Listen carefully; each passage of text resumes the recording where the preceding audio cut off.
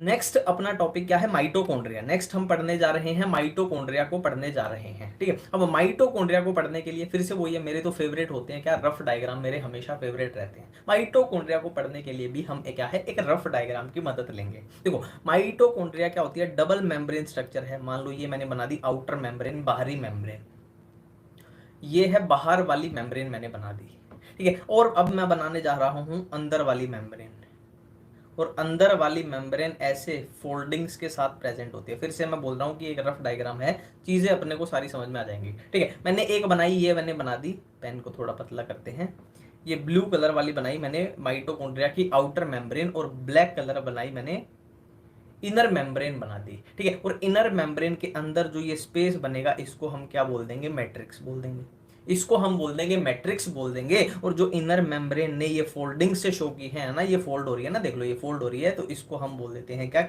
Crysta बोल देते हैं, इसको हम बोल देते हैं क्रिस्टा बोल देते हैं, ठीक है। और क्या है, अब देखो इनर मेम्ब्रेन के अंदर क्या स्ट्रक्चर प्रेजेंट होती है, क्या स्ट्रक्चर प्रेजेंट होती है, ये मैं आपको सेलुलर रेस्पिरेशन में बताऊंगा, वही चीजें समझ में आएंगी। बस इतना याद रखना, यहाँ पे ऑक्सीजन का लेना देना होता है। और क्या याद रखना कि यहाँ पे जो स्ट्रक्चर प्रेजेंट होती है उससे क्या होती है, एटीपी की सिंथेसिस होती है, एटीपी की सिंथेसिस, एटीपी यानी एनर्जी की प्रोडक्शन हो रही है। तो एक बात पता चल गई कि माइटोकॉन्ड्रिया का बहुत बड़ा हाथ है किसके बारे में, एनर्जी की प्रोडक्शन को रिलेटेड माइटोकॉन्ड्रिया का बहुत बड़ा हाथ है, बहुत बड़ा लेना देना है। और इसीलिए इसको क्या बोला जाता है, पावर हाउस बोला जाता है। इसीलिए इसको पावर हाउस बोला जाता है, सेल का पावर हाउस, क्योंकि यहीं से एनर्जी एटीपी अपनी बन रही है। ये वही बातें यहाँ पे लिखी गई हैं अपनी, एक बार बता देता हूँ, वही टू मेम्ब्रेन आउटर इनर है ना, मैट्रिक्स हमने देख लिया, क्रिस्टा हमने देख लिया है ना, और वही एरोबिक यानी ऑक्सीजन का लेना देना, एटीपी की प्रोडक्शन, पावर हाउस होता है। और ये बात यहाँ पे आपको देखनी है। देखो ये बात मैं आपको कहाँ पे, क्लोरोप्लास्ट में भी बताऊंगा कि देखो माइटोकॉन्ड्रिया के पास क्या है, अपना सर्कुलर डीएनए है ना, इंडिपेंडेंट डीएनए, समझ रहे हो। देखो ये एक सेल है, ये एक सेल है, सेल के पास क्या है, ये मान लो डीएनए है, ये न्यूक्लियस है, और अलग अलग ऑर्गेनेली होती है। मान लो ये एंडोप्लाज्मिक रेटिकुलम, ये गोल्जी बॉडी है, ये लाइसोसोम है, ये कुछ है, ये कुछ है। और मान लो ये अपना माइटोकॉन्ड्रिया है। अब माइटोकॉन्ड्रिया के पास खुद का क्या है, जैसे मान लो और एंडोगेनेली है, उनके पास अपना डीएनए नहीं होता है, बट क्या है, माइटोकॉन्ड्रिया के पास अपना खुद का डीएनए है, खुद का डीएनए है, ठीक है। और आरएनए भी इसके पास होती है, राइबोसोम भी इसके पास होता है, खुद का अपना अलग से राइबोसोम। बट यहाँ पे ध्यान रखना है, देखो अगर क्वेश्चन आ जाए यूकैरियोटिक सेल में कैसा राइबोसोम होता है, तो आंसर है एटीएस, आंसर क्या है, एटीएस। बट अगर पूछ लिया जाए कि यूकैरियोटिक सेल में जो माइटोकॉन्ड्रिया होता है उसका राइबोसोम कैसा है, तो आंसर है 70s। याद रखना है, माइटोकॉन्ड्रिया का राइबोसोम और क्या है, प्रोकैरियोट्स का राइबोसोम सिमिलर है 70s, जबकि यूकैरियोटिक सेल का क्वेश्चन आ जाए तो 80s राइबोसोम होता है। तो देख लो, अब इसके पास डीएनए भी है, सब कुछ है, मतलब ये अपना है ना, अपना जुगाड़ बैठा सकता है, जो ट्रांसलेशन वाला है ना, प्रोटीन सिंथेसिस अपनी कर सकता है। और क्या, mitochondria divide by fission, fission से इसकी डिवीजन होती है, एनसीईआरटी में लिखा गया है। और यही वो रफ डायग्राम है, वही है ना, ये अपनी आउटर मेम्ब्रेन है, ये इनर मेम्ब्रेन है। इनर मेम्ब्रेन ने देखो ये फोल्डिंग शो की है, जिनको हमने क्रिस्टा बोला, और अंदर का स्पेस क्या हो जाएगा, मैट्रिक्स हो जाएगा, जो इनर मेम्ब्रेन के अंदर बनेगा। वो हम रफ डायग्राम में, ये वाले में कहाँ गया बेटा, ये वाले में देख चुके हैं। रफ डायग्राम हमेशा ही बेहतरीन होते हैं, हमारी मदद करते हैं। नेक्स्ट अपना टॉपिक है क्या, प्लास्टिड। अरे इसको थोड़ा मोटा करते हैं, क्या हुआ, ठीक है। नेक्स्ट अपना टॉपिक है प्लास्टिड। तो प्लास्टिड को क्या कीजिए आप, प्लास्टिड को क्या कीजिए, प्लास्टिड को तीन पार्ट में डिवाइड कर दीजिए। एक हो गया क्लोरोप्लास्ट, एक हो गया क्रोमोप्लास्ट, एक हो गया ल्यूकोप्लास्ट, ठीक है। क्लोरोप्लास्ट में क्या क्या आएगा, क्लोरोफिल आएगा, कैरोटिनोइड्स आएंगे जो कि फोटोसिंथेसिस में अपने काम आते हैं। क्रोमोप्लास्ट में फैट सोल्यूबल पिगमेंट्स आ जाएंगे, जैसे कि कैरोटिनोइड्स। और कैरोटिनोइड्स भी कौन से, कैरोटीन्स हो गए, ज़ैंथोफिल हो गए, ये कैरोटिनोइड्स के क्या है, एग्जाम्पल हैं। और ल्यूकोप्लास्ट क्या होता है, पहली बात आपको याद रखनी है, कलरलेस होता है। और क्या याद रखना है, इसमें तीन चीजें आपको याद रखनी है, एक अमाइलोप्लास्ट, एक इलायोप्लास्ट, एक एल्यूरोप्लास्ट, ठीक है। अब इनका क्या है, देखो अमाइलोप्लास्ट किसको स्टोर करेगा, कार्बोहाइड्रेट्स को स्टोर करेगा। इलायोप्लास्ट क्या है, ऑयल एंड फैट्स को स्टोर करेगा। और एल्यूरोप्लास्ट किसको, प्रोटीन्स को ये स्टोर करेगा, ठीक है, नेक्स्ट हम बात कर रहे हैं, अब यहाँ पे देखो ये हमने सारे पढ़ लिए, यहाँ पे अपने काम का क्या है, काम का क्या है, अपने क्लोरोप्लास्ट अपने काम का है, जिसको अपने को थोड़ा सा डिटेल में पढ़ना है, थोड़ा सा डिटेल में करना है। ठीक है, क्लोरोप्लास्ट कहाँ पाए जाते हैं, मीजोफिल सेल्स में पाए जाते हैं, किसके, लीव्स में। हम सबको पता है कि क्लोरोप्लास्ट कहाँ पे, क्लोरोफिल कहाँ पाया जाता है, लीव्स में, पेड़ की पत्तियों में पाया जाता है। मीजोफिल सेल क्या है, फोटोसिंथेसिस में अपने को समझ में आएगा। अब इनकी शेप की बात की गई है कि lens shape, Oval, spherical, discoid, ribbon shape ये हो सकते हैं। नंबर की बात करें तो एक सेल के अंदर एक क्लोरोप्लास्ट भी हो सकता है, जैसे कि कैलेमोडोमोनास में है, और 20 से 40 भी हो सकते हैं, जैसे कि ग्रीन एल्गी, ऐसे ही एनसीईआरटी में लिखा गया है। अब क्लोरोप्लास्ट के बाहर भी दो मेम्ब्रेन होती हैं, डबल मेम्ब्रेन स्ट्रक्चर है, एक आउटर होगी, एक इनर होगी। अब आउटर जो है वो मोर परमिएबल है, मतलब कोई बाहर से अंदर आ रहा है या अंदर से बाहर जा रहा है ना, बाहर से अंदर वाला एग्जांपल ज्यादा सही है कि उसको पूछताछ इतनी नहीं करेगी, मोर परमिएबल है, कोई दिक्कत नहीं है, आने दो। अंदर वाली लेस परमिएबल है, मतलब वो बहुत सिलेक्टिव है, पूरी पूछताछ करेगी क्या अंदर आएगा क्या नहीं आएगा। ठीक है, देखो जैसे मैंने माइटोकॉन्ड्रिया में आपको बताया था कि उसके अंदर खुद का डीएनए होता है, सेम ऐसे ही क्लोरोप्लास्ट में भी खुद का डीएनए प्रेजेंट है। और जैसे कि मैंने माइटोकॉन्ड्रिया में बताया था कि उसके पास अपना राइबोसोम होता है अलग से, जो कि 70S था, सेम बिल्कुल इसी तरीके से इसके पास भी 70S राइबोसोम प्रेजेंट होता है। ये बातें हम याद रखेंगे। ठीक है, कंफ्यूजन क्या है कि देखो क्लोरोप्लास्ट है, माइटोकॉन्ड्रिया में है, प्रेजेंट किस में है, यूकैरियोटिक सेल में प्रेजेंट है, जबकि इनका राइबोसोम कैसा है, 70S है। ये बात आपको याद रखनी है। ये राइबोसोम की बात आ गई, यूकैरियोटिक सेल की बात आ गई है ना। ये राइबोसोम किससे बनता है, आरएनए और प्रोटीन से बनता है, और कैसा होता है, 80S होता है। ये बात मैं आपको बता रहा था। और 80S किससे मिलकर बना है, 60S प्लस 40S से मिलकर बना है। अब ये S जो हम देखते हैं ये क्या होता है, स्वेडबर्ग यूनिट होती है, जो सेडिमेंटेशन कोफिशिएंट को दिखाता है। अब इसके डिटेल में जाने की जरूरत नहीं है, बस इतना सा याद रख लेना, S4 सेडिमेंटेशन, S4 स्वेडबर्ग, बस खत्म है। इसको डिटेल में आपको जाने की जरूरत नहीं है, इससे ज्यादा पूछा भी नहीं जाएगा। ठीक है, नेक्स्ट है साइटोस्केलेटन। देखो साइटो का मतलब क्या होता है, सेल। साइटो का मतलब होता है सेल, और स्केलेटन का मतलब तो आपको पता ही है ना, स्केलेटल सिस्टम जो अपना है कि सेल का ढांचा क्या है। तो किसने बनाया है सेल का ढांचा, माइक्रोट्यूब्यूल, माइक्रोफिलामेंट है ना, उसने एक तरीके से सेल को बनाए रखा है, मैकेनिकल सपोर्ट प्रोवाइड की है, मोबिलिटी, शेप की मेंटेनेंस। समझ लो जैसे हमारे शरीर में हड्डियों का ढांचा है, वो हमारे शरीर को टिकाए हुए है, सेम ऐसे ही सेल की बात हो रही है।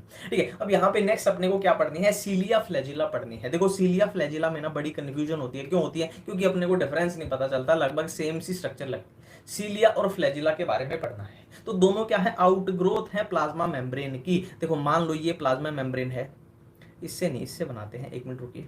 ब्लू कलर वाली ये अपनी प्लाज्मा मेम्ब्रेन है, और इसकी आउटग्रोथ है ये ऐसे है, समझ रहे हो, ये ऐसे आउटग्रोथ है क्या, सीलिया एंड फ्लैजिला। ठीक है, अब फर्क क्या है, फर्क क्या है सीलिया फ्लैजिला में, वो हम देखने जा रहे हैं। देखो पहले हम बात करने जा रहे हैं सीलिया के बारे में, सीलिया के बारे में बात करने जा रहे हैं। देखो मान लो ये बॉडी में कोई ट्रैक है, डाइजेस्टिव ट्रैक, रिप्रोडक्टिव, कुछ भी हो सकता है। ठीक है जी, अब इस ट्रैक में ये क्या है, ये मान लो ऐसे सीलिया लगी हुई है, ऐसे सीलिया ऐसे लगी हुई है। ठीक है जी, अब यहाँ पे कोई फ्लूइड है, कोई सिक्रीशन है, म्यूकस है, कुछ भी है, म्यूकस है मान लो ये। ठीक है, अब इस म्यूकस की मूवमेंट करानी है मान लो इस डायरेक्शन में, तो सीलिया क्या करती है ना, ऐसे मूवमेंट करती है कि ऐसे, समझ रहे हो कैसे बताऊं, मान लो ये ऐसे है सीलिया, तो ये थोड़ी देर बाद ऐसे जाएगी और फिर ऐसे हो जाएगी, फिर ऐसे हो जाएगी, मतलब फ्लूइड को उधर धक्का मारेगी ऐसे, है ना, जैसे हवा में घास उड़ती है ना, कुछ ऐसे ये फ्लूइड को धक्का मारते मारते उधर ले जाएंगे। तो ये होता है सीलिया का फंक्शन की मूवमेंट ऑफ आइदर सेल, और सराउंडिंग मूवमेंट है ना, कि जो आसपास है उसके सराउंडिंग में उसकी मूवमेंट करा देगी। और फ्लैजिला की बात करें तो पहला पॉइंट तो यही हो गया, पहला पॉइंट तो यही हो गया, लोंगर देन सीलिया, है ना। पहला पॉइंट क्या हो गया कि इसका साइज जो है वो साइज मतलब लंबाई में ज्यादा होती है ना, फ्लैजिला क्या है, लंबाई में ज्यादा होती है। और इसका फंक्शन क्या होता है, फंक्शन इसका सेल की मूवमेंट होता है, मूवमेंट, सेल की मूवमेंट, समझ रहे हो, सेल की मूवमेंट इसका फंक्शन होता है। ठीक है, अब बोथ सीलियम एंड फ्लैजिलम, अब यहाँ पे एक बात लिखी गई है कि जो फ्लैजिला होती है ना, जो यूकैरियोटिक सेल में अलग, जाहिर सी बात है यूकैरियोटिक सेल की फ्लैजिला है और एक तरफ प्रोकैरियोटिक सेल की फ्लैजिला है, तो वो डिफरेंट चीज से बनी होगी, चीज से कोई प्रोटीन से ही बनती है, तो प्रोटीन उनका डिफरेंट होगा। ठीक है, अब ये क्या है, सीलियम एंड फ्लैजिलम कहाँ से इमर्ज होती हैं, बेसल बॉडी से, बेसल बॉडी से। बेसल बॉडी क्या है, बेसिकली क्या है, सेंट्रियोल लाइक स्ट्रक्चर है बेसल बॉडी, है ना। सीलियम एंड फ्लैजिलम कहाँ से इमर्ज हुई है, बेसल बॉडी से इमर्ज हुई है। ये सीलिया और फ्लैजिला का ये डायग्राम दिया हुआ है, और इसमें अरेंजमेंट कैसी है, 9+2 की अरेंजमेंट है, 9+2 की। अब 9 क्या है, अपने डबलेट हैं, 9 अपने डबलेट हैं और 2 सिंगलेट है। अब ये डबलेट सिंगलेट क्या है, देखो ये 9 अपने डबलेट हैं, ये एक डबलेट हो गया, ये दूसरा डबलेट हो गया, ये तीसरा, ये fourth, fifth, sixth, seventh, eighth, ninth, तो 9 तो हो गए अपने डबलेट हो गए, मतलब दो दो हैं। और दो अपने क्या है सिंगलेट हैं। देखो ये दो अपने क्या है सिंगलेट हैं, और सिंगलेट वाले आप देख पा रहे हो, देख पा रहे हो बीच में है, बीच में है, सेंटर में है, सेंट्रल माइक्रोट्यूब्यूल। और ये बाहर वाली साइड है, ये वाले 9 अपने जो है ये हो गए पेरिफेरल माइक्रोट्यूब्यूल, जो कि डबलेट्स हैं, ये हम देख चुके हैं। ठीक है। इंटर डबलेट ब्रिज, देखो इंटर यानी है ना बीच में है, डबलेट यानी है ना दो डबलेट, मान लो एक डबलेट दो डबलेट, तो इनके बीच में जो ब्रिज है वो हो गया इंटर डबलेट ब्रिज। ठीक। सेंट्रल शीथ सेंटर में है, तो भाई सारी सी बात है सेंट्रल शीथ होगी। रेडियल स्पोक है ना, जो सेंटर की तरफ स्पोक जा रही है वो हो जाएगी रेडियल स्पोक, सिंपल सी बात है। नेक्स्ट हम सेंट्रोजोम की बात करने वाले हैं। सेंट्रोजोम की देखो इसका एक रफ डायग्राम आपको बताता हूं। मान लो कोई ऐसी स्ट्रक्चर है, कोई ऐसी स्ट्रक्चर है, और ठीक इसके परपेंडिकुलर सेम ऐसी स्ट्रक्चर ऐसे है, ठीक इसके परपेंडिकुलर। तो ये क्या है अपनी, मान लो ये एक ये एक सेंट्रियोल है, ये एक सेंट्रियोल है, फिर से करता हूं मैं। ये मान लो एक ऐसे स्ट्रक्चर खड़ी है और एक इसके ठीक परपेंडिकुलर ऐसे है, ये एक सेंट्रियोल है, ये एक सेंट्रियोल है, तो ये पूरा मिलके क्या बना देंगी, सेंट्रोजोम बना देंगी। ठीक है। क्या है, contains two cylindrical structure called centriole, है ना, lies perpendicular to each other.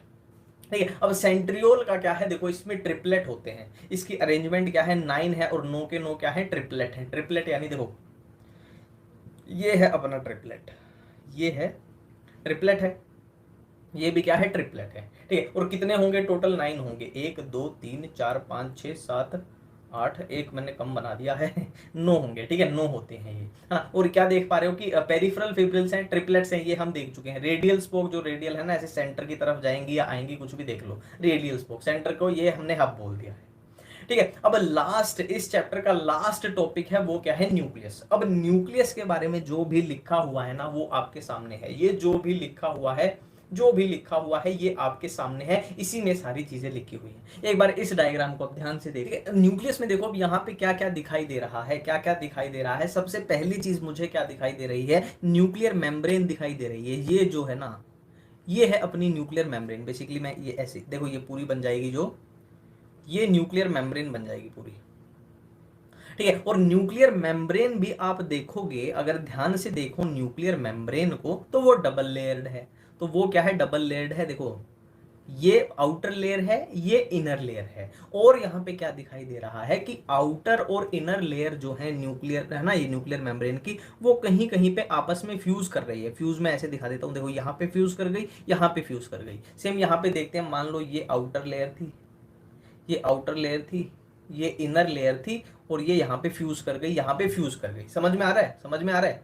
ये है आउटर लेयर, ये है इनर लेयर। ठीक है। तो जहां पे ये फ्यूज करेंगी तो जाहिर सी बात है वहां पे क्या बनेगा, वहां पे क्या बनेगा, पोर बन जाएगा, वहां पे पोर बन जाएगा, वहां पे पोर बन जाएगा। ठीक है। तो इसको जो ये पोर बना है, इसको हम क्या बोल देते हैं, न्यूक्लियर पोर बोल देते हैं। इसको हम क्या बोल देते हैं, न्यूक्लियर पोर बोल देते हैं। ये आउटर मेम्ब्रेन है, ये इनर मेम्ब्रेन है, जहां पे ये फ्यूज कर रही है वहां पे न्यूक्लियर पोर बन जाएगा। अब जाहिर सी बात है, देखो ये आउटर मेम्ब्रेन, ये इनर मेम्ब्रेन, तो दोनों के बीच में स्पेस भी बन रहा है, जिसको बोल देंगे पेरी न्यूक्लियर स्पेस, इसको बोल देंगे। ठीक है। तो ये तो मेम्ब्रेन वाला पोर्शन हो गया, जो अपने को समझ में आ गया है, समझ में आ गया है कि न्यूक्लियर पोर जो है वो कैसे बना है, outer membrane, inner membrane, peri nuclear space है। अब अंदर की बात करते हैं। देखो जैसे सेल के अंदर होता है साइटोप्लाज्म, देखो ये वाला जो खाली पोर्शन, ये ब्लैक डॉट जो दिखाई दे रहे हैं, जैसे सेल के अंदर जो खाली स्पेस होता है साइटोप्लाज्म, वैसे न्यूक्लियस के अंदर जो स्पेस दिखाई दे रहा है वो होता है न्यूक्लियोप्लाज्म। अब न्यूक्लियोप्लाज्म के अंदर कौन सी स्ट्रक्चर प्रेजेंट है, एक तो जाहिर सी बात है अपना जेनेटिक मटेरियल होगा। देखो ये उलझा पड़ा हुआ है, ये उलझा पड़ा हुआ है जेनेटिक मटेरियल अपना, है ना, क्या बोल देंगे इसको, क्रोमेटिन बोल देंगे, इसको क्रोमेटिन बोल देंगे। और यहाँ पे क्या प्रेजेंट होता है, न्यूक्लियोलस प्रेजेंट होता है, ये अपना न्यूक्लियोलस हो गया। तो क्या क्या प्रेजेंट है न्यूक्लियस में, अपना क्या क्या प्रेजेंट है, न्यूक्लियर मेम्ब्रेन है, लिख देता हूं ढंग से, न्यूक्लियर मेम्ब्रेन है एक तो, और क्या है भाई, क्रोमेटिन है, ये अपना क्रोमेटिन हो गया। और क्या है, न्यूक्लियोप्लाज्म है, ये अपना न्यूक्लियोप्लाज्म हो गया। और क्या है, न्यूक्लियोलस है, ये अपना न्यूक्लियोलस हो गया। तो ये न्यूक्लियस में चीजें अब प्रेजेंट है। ठीक है। तो वही बातें यहाँ पे लिखी गई है, peri nuclear space, nuclear pore, है ना, आउटर मेम्ब्रेन, और ये सब बातें यहाँ पे लिखी गई हैं। अब ये चीज अपनी बहुत पूछी जाती है एग्जाम में, ये चीज बहुत पूछी जाती है। तो इसको समझने के लिए पहले मैं आपको सिंपल तरीके से कुछ बातें यहाँ समझाना चाहूंगा। देखो ये अपना मान लो सेंट्रोमियर है, ये अपना सेंट्रोमियर है और सेंट्रोमियर पे क्या अटैच होती है, क्रोमेटिड। ये पूरी एक क्रोमेटिड है, ये पूरी क्या है, एक क्रोमेटिड है। और इसी पे मान लो एक और क्रोमेटिड मैं आपको दिखा दूं, ये पूरी दूसरी क्रोमेटिड है। तो ये पूरा अपना क्या बन जाता है, ये पूरा अपना क्या बन जाता है, क्रोमोसोम बन जाता है।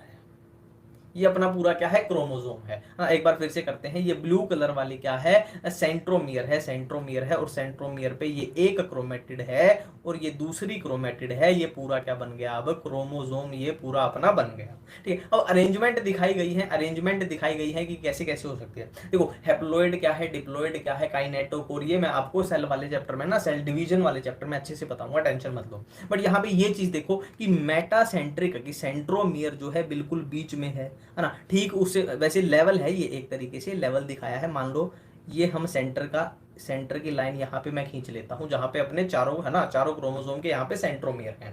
अब यहाँ पे चीज देखिए कि मेटासेंट्रिक में क्या है कि बिल्कुल बीच में है, मतलब नीचे जितनी हाइट होगी है ना, लेंथ है उतनी ऊपर है। सब मेटा में थोड़ी खिसक गई है कि नीचे की हाइट ज्यादा है, ऊपर की कम है ना। एक्रोसेंट्रिक में ये और गड़बड़ हो गया कि नीचे की उतनी है, देखो नीचे की सब में उतनी है, ऊपर की और कम हो गई। और टिलोसेंट्रिक को याद कैसे रखेंगे, टकला, टकला यानी ऊपर से गायब ही हो गया है, कुछ भी नहीं है। सिंपल है, ये वही बातें की गई हैं, ये टेंशन मतलब ये सेल डिवीजन वाले में बताऊंगा कि सेंट्रोमियर क्या है, काइनेटोकोर क्या है, क्रोमेटिड कैसे है, और है ना हैप्लॉइड क्या होता है, अमाउंट ऑफ डीएनए क्या होता है, वो सब क्या होता है।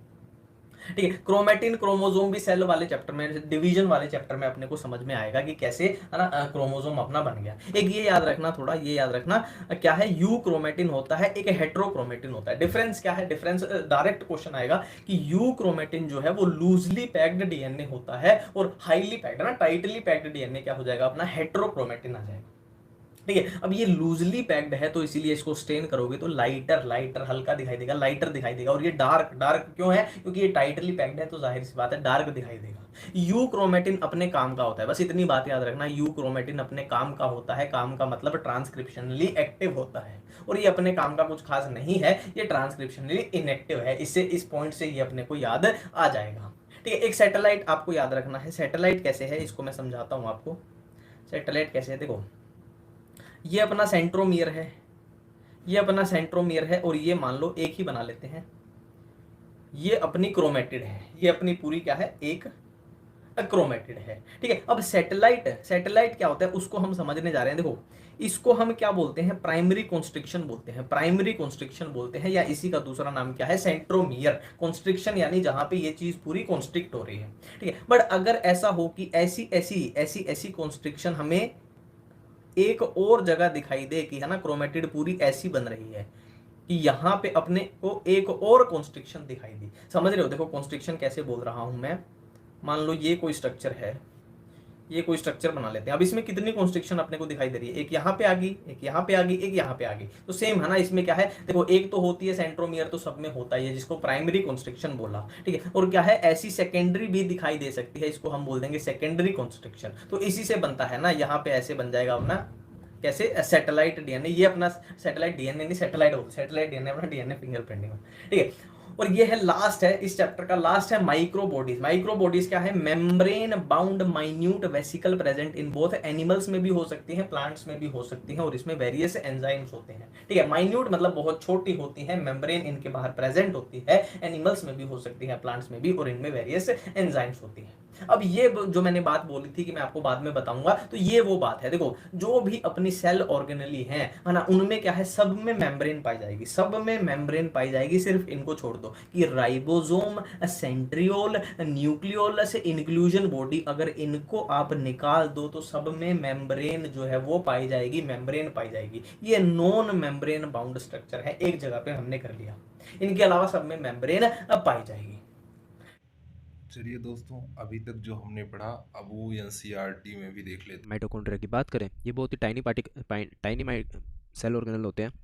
ये विजिबल नहीं होते हम इजीली जब तक इनको स्टेन ना करा जाए। स्टेन करने के बाद ये माइक्रोस्कोप में हमें दिख पाते हैं। नंबर ऑफ माइटोकॉन्ड्रिया वेरिएबल होते हैं based on the physiological activity.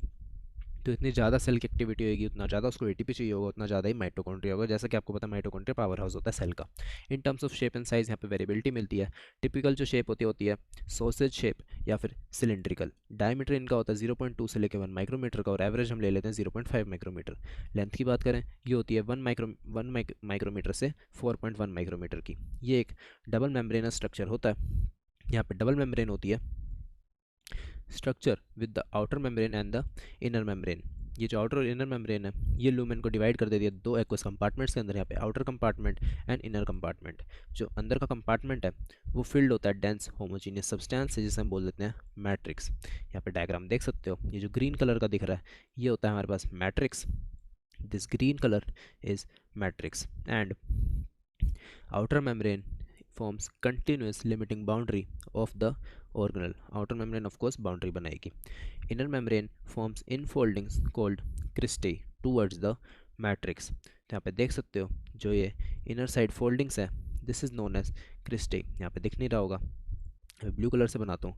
जो inner side foldings हैं these are known as cristae. यहाँ पे देख सकते हो ये लाइन जा रही है, this is known as cristae. इसके बाद these cristae increase the surface area of the cell organelle. The two membranes have their own specific enzymes. दोनों के पास अपने अलग अलग एंजाइम्स होते हैं। ये होती है साइट ऑफ एरोबिक रेस्पिरेशन। जो माइटोकॉन्ड्रिया वो साइट ऑफ एरोबिक रेस्पिरेशन है। ये होती है सेलुलर एनर्जी फॉर्म होती है यहाँ पे जो एटीपी होती है, इसलिए हम बोलते हैं power house of the cell. The matrix also contain single circular DNA molecule, few RNA, ribosome 70S, and components required for the synthesis of proteins. The mitochondria divide by fission. तो ये fission के through divide कर जाता है। यहाँ पे हमारे पास 70S ribosome पाया जाता है, आरएनए मॉलिक्यूल्स पाए जाते हैं, और सिंगल सर्कुलर डीएनए पाया जाता है। यहाँ पे डीएनए जो है ऐसे सर्कुलर सा होता है। तो यहाँ पे माइटोकॉन्ड्रिया के अंदर सारी चीज़ें होती है, इसलिए यहाँ पे जो ये एंडोमेम्ब्रेनस सिस्टम के साथ कोऑर्डिनेटेड वे में वर्क नहीं करता, इसलिए हमने बोला था। और ये एंडोमेम्ब्रेनस सिस्टम के अंदर इंक्लूडेड नहीं था।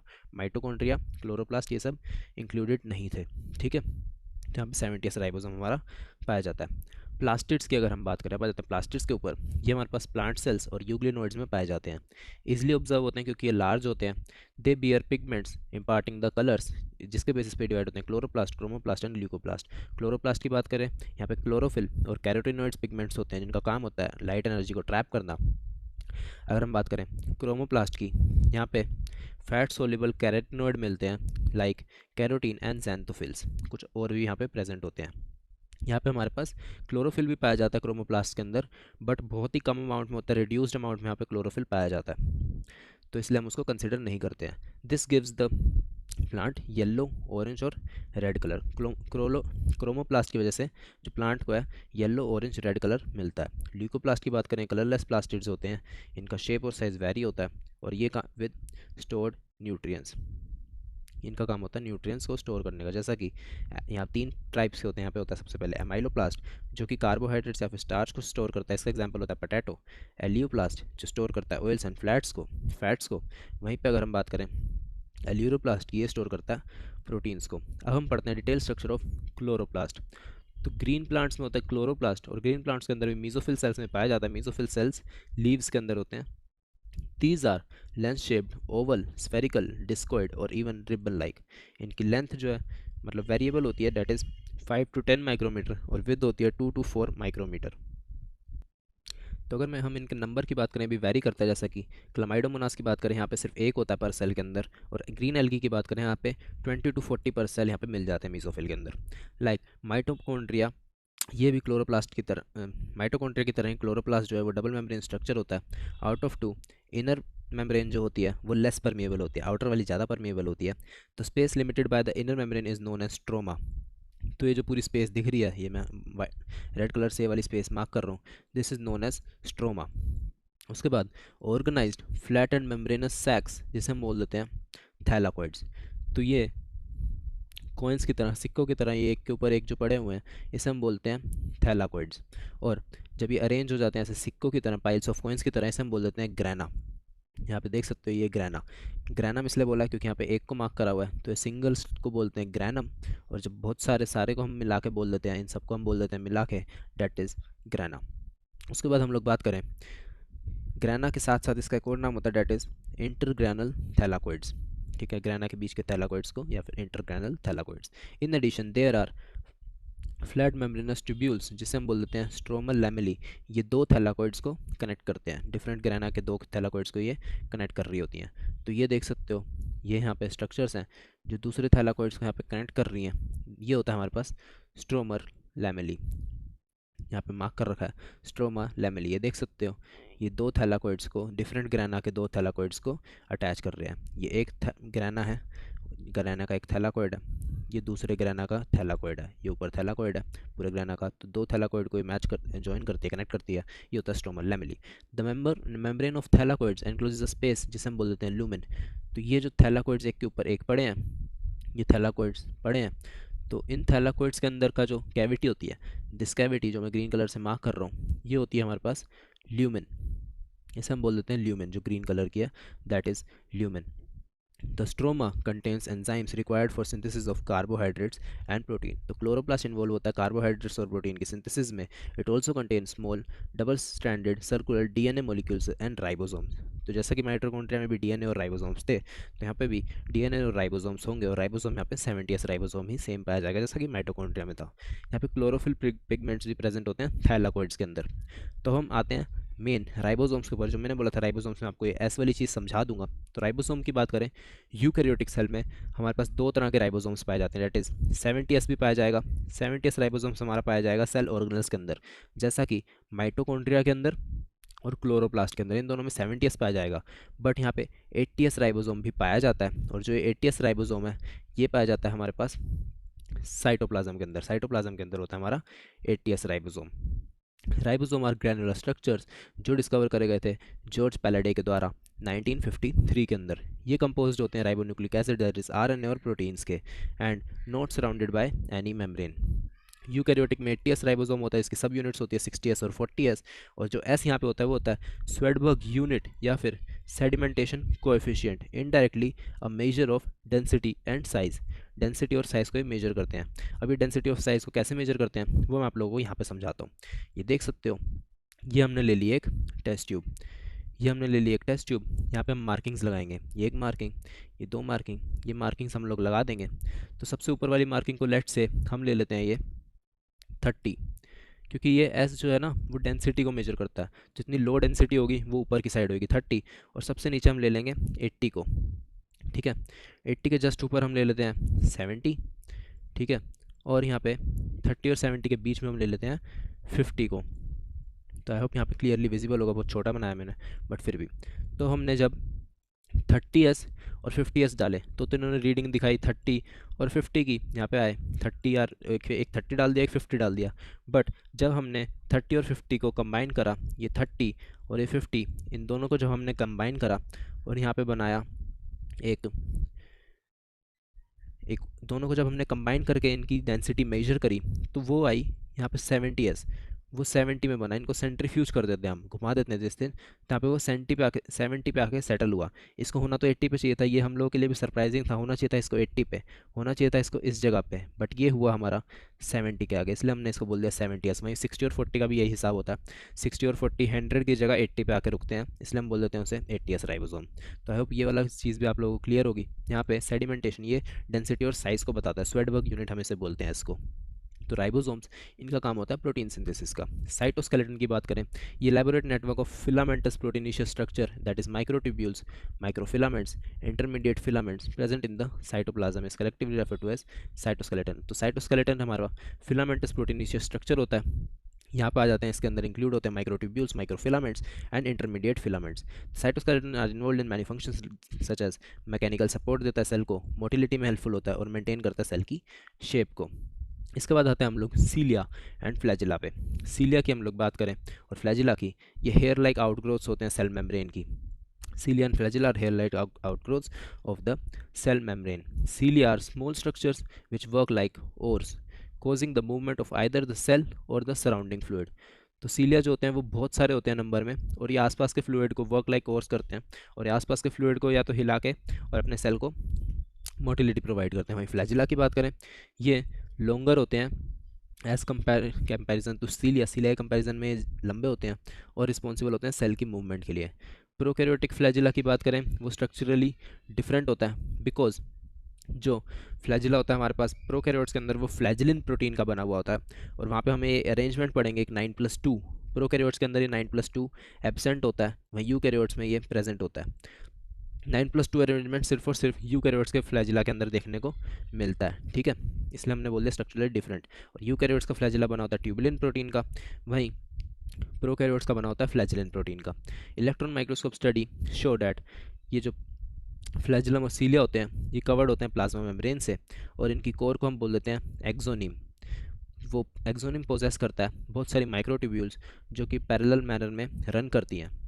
एक्सोनिम हैज़ 9 doublets और radially arrange peripheral microtubules, a pair of centrally located microtubules. तो यहाँ पे अगर मैं आप लोगों को दिखाऊं तो ये जो आप देख सकते हो ये है पेयर ऑफ माइक्रोट्यूब्यूल्स, ये एक माइक्रोट्यूब्यूल और ये दूसरी माइक्रोट्यूब्यूल, तो दोनों माइक्रोट्यूब्यूल को मिला के हम बोल देते हैं डबलेट। तो यहाँ पे टोटल कितने डबलेट हुए, ये एक डबलेट, ये दूसरा डबलेट, ये तीसरा, ऐसे ही चौथा, पाँचवा, छठा, सातवां, आठवां एंड नोवा। तो टोटल यहाँ पे 9 पेयर ऑफ डबलेट्स होते हैं, और यहाँ पे बीच में 2 माइक्रोट्यूब्यूल्स पाए जाते हैं जो कि डबलेट्स की फॉर्म में नहीं होती है। ये बीच में कनेक्टेड तो हैं ब्रिज के द्वारा, बट ये साथ में नहीं मिली होती, इसलिए हम बोल देते हैं, इससे हम अलग अलग बोलते हैं, यहाँ पे अलग अलग काउंट करते हैं 1 2, इसलिए हम बोल देते हैं 9 डबलेट्स प्लस 2 सिंगल। तो इसलिए हम यहाँ पे अरेंजमेंट को बोलते हैं 9+2 अरेंजमेंट होता है यहाँ पे एक्सोनिम का। फ्लैजिला का यहाँ पे होता है 9+2 array. The central tubules are connected by bridges, जो मैंने ब्रिज आप लोगों को दिखा दिया,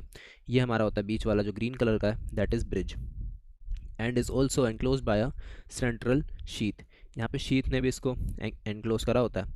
ये जो रेड कलर का बन रखा है, ये वाला पार्ट जो कि रेड कलर का बन रखा है, this is known as sheath. ये दोनों साइड होती है, यहाँ पे देख सकते हो, this is known as central sheath. इसके बाद हम लोग आएंगे which is connected to one of the tubules by a radial spoke, thus there are 9 radial spoke. The peripheral doublets are also interconnected by the linkers.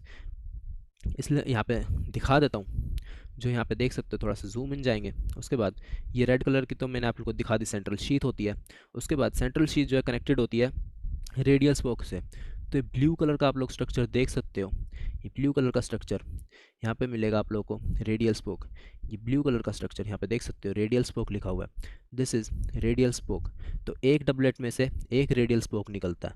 तो 2 microtubule हैं, एक microtubule, ये दूसरी माइक्रोट्यूब्यूल, दोनों में से किसी एक माइक्रोट्यूब्यूल से ही ये निकलेगा, इसे हम बोल देते हैं रेडियल स्पोक। तो नो डबलेट्स होते हैं तो नो माइक्रोट्यूब्यूल्स यहाँ पे होंगी।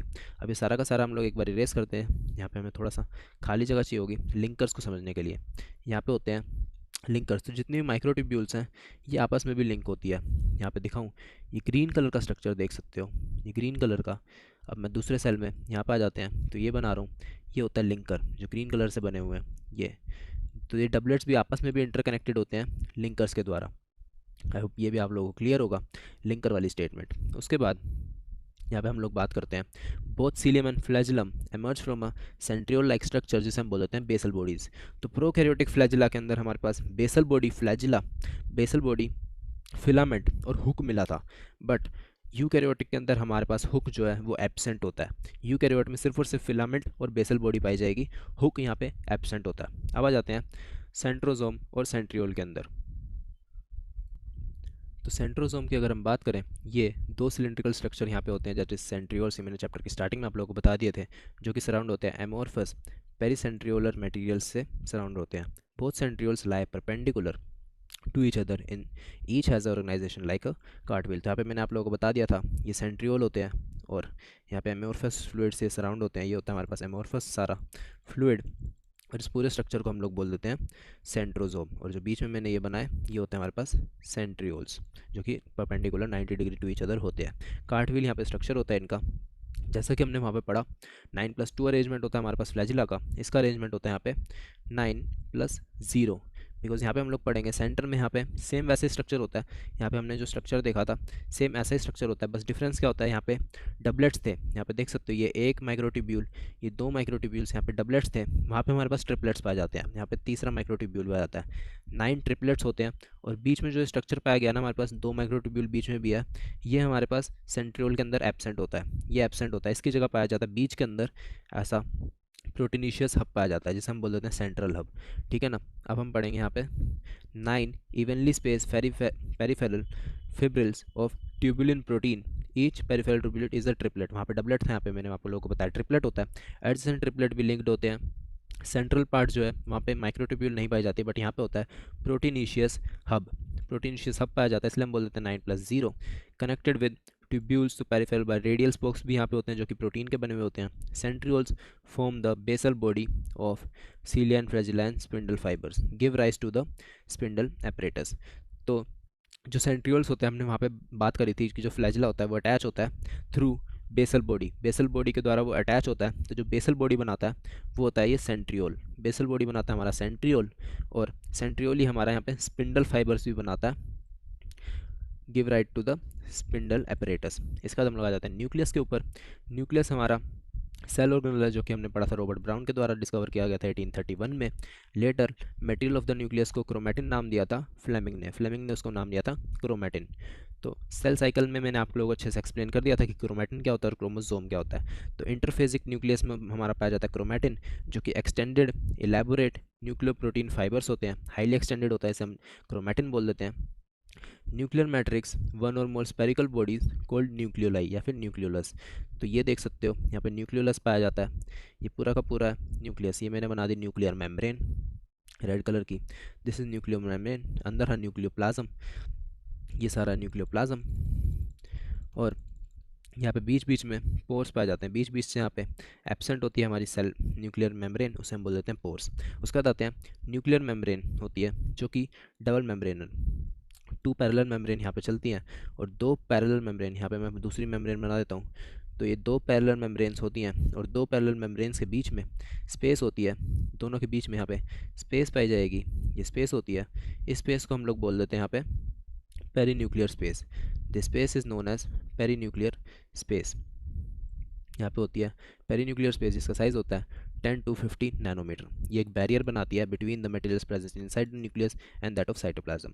The outer membrane is continuous with the endoplasmic reticulum. यहाँ पे हमने पढ़ा था कि जो एंडोप्लाज्मिक रेटिकुलम होता है वो हमारा न्यूक्लियस से कंटिन्यूस होता है।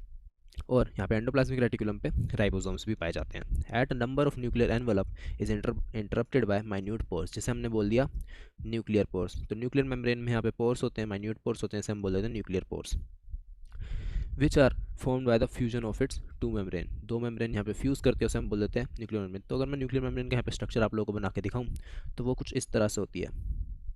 ये ऐसे हमारे पास बनती है न्यूक्लियर मेम्ब्रेन, यहाँ पे देख सकते हो। यहाँ पे देख सकते हो दोनों के बीच में मैंने, या साइड में से ना फ्यूज्ड होती है, कनेक्टेड होती है, ये इस तरह से फ्यूज्ड होती है। और जब ये फ्यूज्ड होती है तो बीच में स्पेस छोड़ देती है, इसे हम बोल देते हैं। तो पूरा साइटोप्लाज्म से पूरा कटी हुई नहीं होती है, बीच में स्पेसेस रह जाते हैं। तो एक ग्रीन कलर से मैं स्पेस बनाता हूँ, इसे हम बोल देते हैं हमारे पास पोर्स हो जाते हैं ये, इसे हम बोल देते हैं न्यूक्लियर पोर। और जो बीच में स्पेस बच जाती है जो मैं बनाता हूँ, this is known as perinuclear space. ये वाली जो स्पेस है ये होती है हमारे पास पेरीन्यूक्लियर स्पेस, ब्लू कलर से जो मैं बना रहा हूँ, दिस इज़ पेरीन्यूक्लियर स्पेस। तो ऐसा कुछ स्ट्रक्चर होता है। और यहाँ पे बीच में होता है हमारा न्यूक्लियोलस। न्यूक्लियोलस भी कुछ ऐसे अलग सा स्ट्रक्चर नहीं होता है, नॉन मेम्ब्रेन बाउंड्री स्ट्रक्चर होता है, ये होता है न्यूक्लियोलस। तो ऐसा होता है हमारा कुछ न्यूक्लियस। उसके बाद these nuclear pore are passage, ये पैसेज होते हैं जहाँ से मूवमेंट होती है आरएनए और प्रोटीन की। और ये जो है बाई डायरेक्शनल होती है, मतलब both direction between the nucleus and cytoplasm. मतलब साइटोप्लाज्म से भी न्यूक्लियस के अंदर कंटेंट यहाँ से आ सकता है और न्यूक्लियस से भी साइटोप्लाज्म के अंदर कंटेंट यहाँ पे जा सकता है। तो दोनों साइड यहाँ पे जो मूवमेंट ऑफ आरएनए और प्रोटीन्स होती रहती है। नॉर्मली ओनली 1 न्यूक्लियस पर सेल, बट इनका नंबर भी वेरी कर सकता है। अगर हम कुछ सेल्स की बात करें, जैसा कि एरिथ्रोसाइट्स ऑफ द मैमल्स और sieve tube cells of the vascular plants, यहाँ पे न्यूक्लियस एब्सेंट होता है सेल्स के अंदर। एरिथ्रोसाइट्स जैसे आरबीसी, मैमल्स के आरबीसी में, और sieve tube cells of vascular plants में हमारे पास न्यूक्लियस एब्सेंट होता है। अगर मैं न्यूक्लियर मैट्रिक्स की बात करूँ और द न्यूक्लियोप्लाज्म, यहाँ पे होता है हमारे पास न्यूक्लियोलस एंड क्रोमैटिन। न्यूक्लियोलस और क्रोमैटिन हमारा पाया जाता है न्यूक्लियोप्लाज्म के अंदर। एंड न्यूक्लियाई, जो न्यूक्लियोलस है वो स्फेरिकल स्ट्रक्चर होते हैं, जिसमें होता है the content of nucleus is continuous with the rest of the nucleoplasm. जैसा कि मैंने बोला ये नॉट मेम्ब्रेन बाउंड स्ट्रक्चर होता है, इसलिए यहाँ पे जो कंटेंट होता है उसका वो कंटिन्यूस होता है न्यूक्लियोप्लाज्म से। It is the site for active ribosomal RNA synthesis. यहाँ पर सिंथेसिस होती है आरएनए की। ये एक आरएनए का टाइप होता है। rRNA। जैसे कि हमने पढ़ा था mRNA, वैसे ही होता है एक rRNA। Larger and more numerous nucleoli are present in the cells actively carrying out protein synthesis. तो मेनली प्रोटीन सिंथेसिस यहाँ पे होती है न्यूक्लियोलस के अंदर। तो जिस सेल में ज़्यादा प्रोटीन सिंथेसिस हो रही होगी वहाँ पे ज़्यादा नंबर ऑफ न्यूक्लियोलस प्रेजेंट होंगे।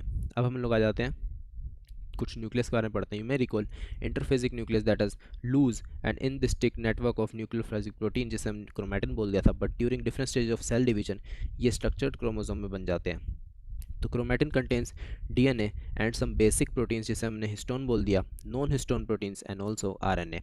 अ single cell human has approximately 2 metre long DNA thread distributed amongst it 46 chromosome. तो 2 मीटर का जो डीएनए होता है वो 46 क्रोमोसोम के अंदर डिस्ट्रीब्यूटेड होता है, डेट इज़ 23 पेयर्स। इसके बाद हम लोग बात करें कंस्ट्रिक्शन की, तो यहाँ पे कंस्ट्रिक्शंस पाई जाती हैं, प्राइमरी कंस्ट्रिक्शन और सेकेंडरी कंस्ट्रिक्शन। तो यहाँ पे हमारा ऐसा कुछ होता है।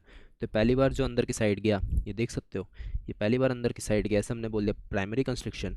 और ये बाद में भी आगे जाके भी एक बार फिर से अंदर की साइड जाता है और यहाँ पे छोटा स्ट्रक्चर बनाता है, जैसे हमने बोल दिया ये हो जाती है हमारे पास प्राइमरी कंस्ट्रिक्शन, जिसे मैं 1 से डिनोट कर रहा हूँ। ये दूसरी वाली हो जाती है सेकेंडरी कंस्ट्रिक्शन, जिसे हम 2 से डिनोट कर रहा हूँ। तो सेकेंडरी कंस्ट्रिक्शन का काम मैं आपको बाद में बताऊंगा। जो सेकेंडरी कंस्ट्रिक्शन के नीचे होता है ना, ये वाला पार्ट, इसे हम बोल देते हैं सैटेलाइट डीएनए, बाद में आएगा ये। तो प्राइमरी कंस्ट्रिक्शन और द सेंट्रोमियर, तो प्राइमरी कंस्ट्रिक्शन को ही हम बोल देते हैं centromere, which has disc shape structure, जिसे हम बोलते हैं काइनेटोकोर्स। ये तो हमने सेल साइकिल में अच्छे से पढ़ लिया है कि सेंट्रोमियर क्या होता है और काइनेटोकोर्स क्या होता है। अब हम सेंट्रोमियर्स जो है दोनों क्रोमैटिड्स को होल्ड करते हैं। क्रोमैटिड के बारे में भी हमने अच्छे से पढ़ लिया था। अब यहाँ पे पोजीशन के बेस पे ये डिवाइड होते हैं। यहाँ पे देख सकते हो मेटासेंट्रिक, जिसका मतलब सेंट्रोमियर एकदम मिडल में होगा और 2 इक्वल आर्म्स यहाँ पे निकल रही होंगी। तो ये वाला देख सकते हो, ये है यहाँ पे मेटासेंट्रिक, जहाँ पे सेंट्रोमियर देख सकते हो एकदम सेंटर पे है, और यहाँ पे जो आर्म्स हैं वो दोनों लेंथ में इक्वल है। उसके बाद हम आ जाते हैं सब मेटासेंट्रिक में। यहाँ पे स्लाइटली अवे होता है हमारा सेंट्रोमियर, तो एक छोटी बनती है और एक लंबी आर्म यहाँ पे बन जाती है। एक्रोसेंट्रिक में एक एंड के क्लोज होता है, ये वाला देख सकते हो, ये होता है हमारे पास एक्रोसेंट्रिक। तो एक एक्सट्रीमली शॉर्ट आर्म बनेगी और एक एक्सट्रीमली लॉन्ग आर्म यहाँ पे बनेगी। यहाँ पे देख सकते हो extremely short and one extremely long. एक होता है टीलोसेंट्रिक, ये होता है टर्मिनल सेंट्रोमियर। तो टर्मिनल कैसा होता है, ये बना दिया हमने सेंट्रोमियर। तो यहाँ से टर्मिनल मतलब एकदम टर्मिनल पे प्रेजेंट होगा। तो यहाँ पे हमें दूसरी साइड का दिखेगा ही नहीं, दूसरी आर्म्स दिखेंगी नहीं, यहाँ पे सिर्फ यहाँ पे एक ही आर्म हमें शो होती है। ये हो जाता है हमारा टीलोसेंट्रिक, ठीक है ना, ये बना दिया टीलोसेंट्रिक। इसके बाद हम लोग आ जाते हैं सैटेलाइट के ऊपर।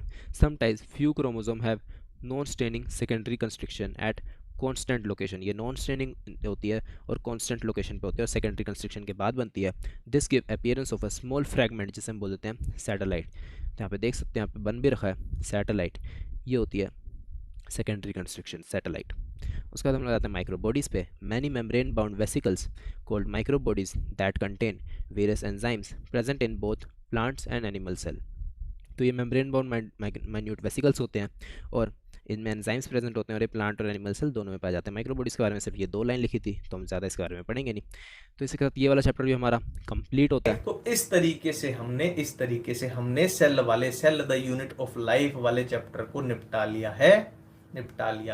मिलते हैं कल नए चैप्टर के साथ। थैंक यू, धन्यवाद।